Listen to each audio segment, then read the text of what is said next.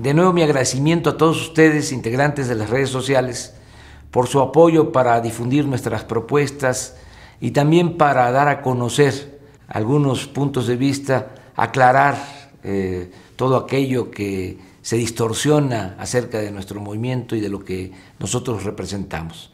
Han crecido mucho las visitas a nuestro sitio de internet. Muchas gracias.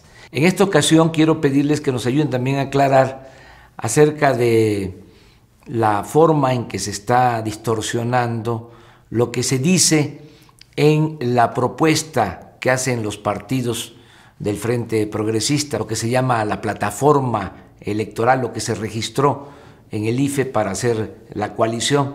Es un documento grande que tiene todo lo que los partidos proponen, el PRD, el PT, el Movimiento Ciudadano. Estamos hablando como de 200 cuartillas. Nuestros adversarios pues están viendo todos estos documentos con lupa, a lo mejor con microscopio, porque lo que quieren es buscar, vamos a decir, las podridas para estarnos cuestionando.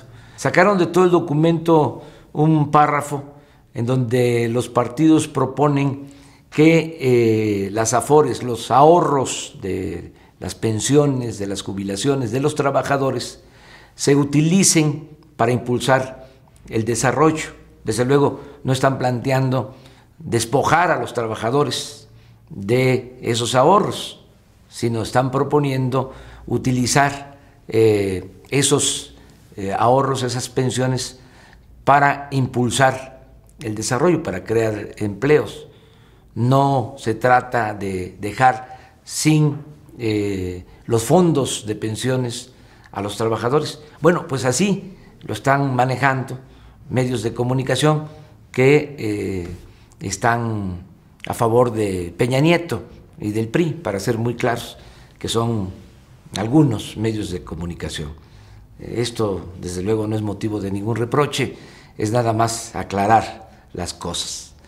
Están manejando de que no solo los partidos, yo estoy proponiendo dejar a los trabajadores sin sus ahorros. Bueno, aclaro, esa es una propuesta de los partidos, es la plataforma que se presentó al Instituto Federal Electoral de conformidad con la ley.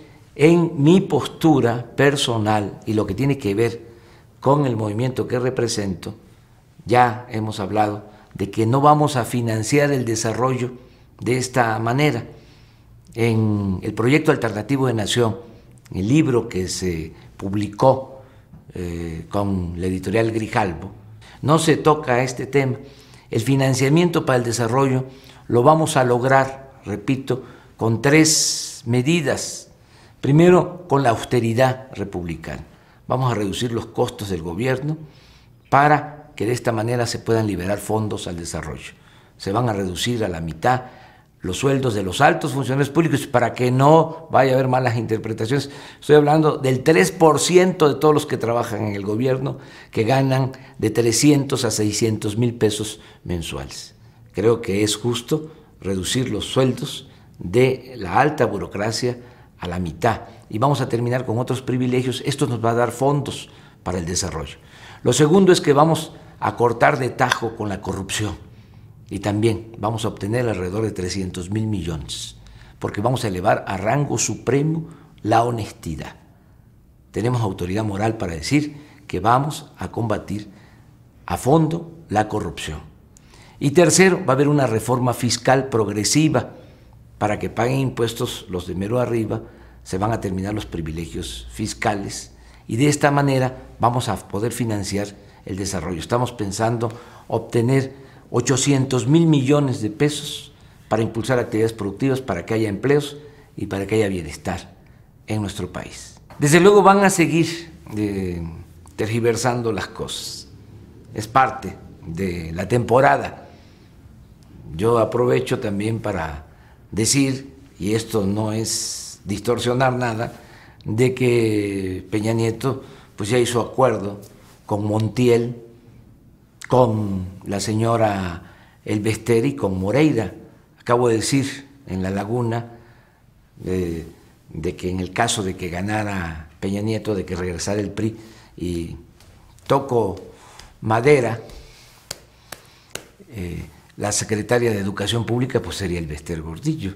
Eso sí lo puedo sostener, y no habría ningún cambio en materia educativa. Y ustedes saben la importancia que tiene la educación en nuestro país. Bueno, seguiría lo mismo. Peor, ya no sería el subsecretario de Educación Básica el yerno de Elbester, sino ahora sería Elbester la secretaria de Educación. El caso del señor Montiel, pues estaría en la Contraloría o en cualquier otra secretaría. Montiel fue el jefe de Peña Nieto, eso se olvida. Peña Nieto fue secretario de Administración del gobierno de Montiel. Es más, Montiel fue el que lo impuso como candidato del PRI al gobierno del Estado de México. Es su padrino político, así como también es su padrino político Salinas. Entonces Montiel estaría también en el gabinete. Y, desde luego, Moreira. ¿Quién está protegiendo a Moreira después de que dejó endeudado el estado de Coahuila? Pues Peña Nieto. ¿Qué sería Moreira? Pues secretario de Gobernación, cuando menos del gobierno de Peña Nieto. Peña Nieto encarna la corrupción. No nos dejemos engañar. Vamos a aclarar todas estas cosas. Esto, desde luego, no se da a conocer en muchos medios de comunicación, menos en los medios de comunicación que están apostando a imponer a Peña Nieto.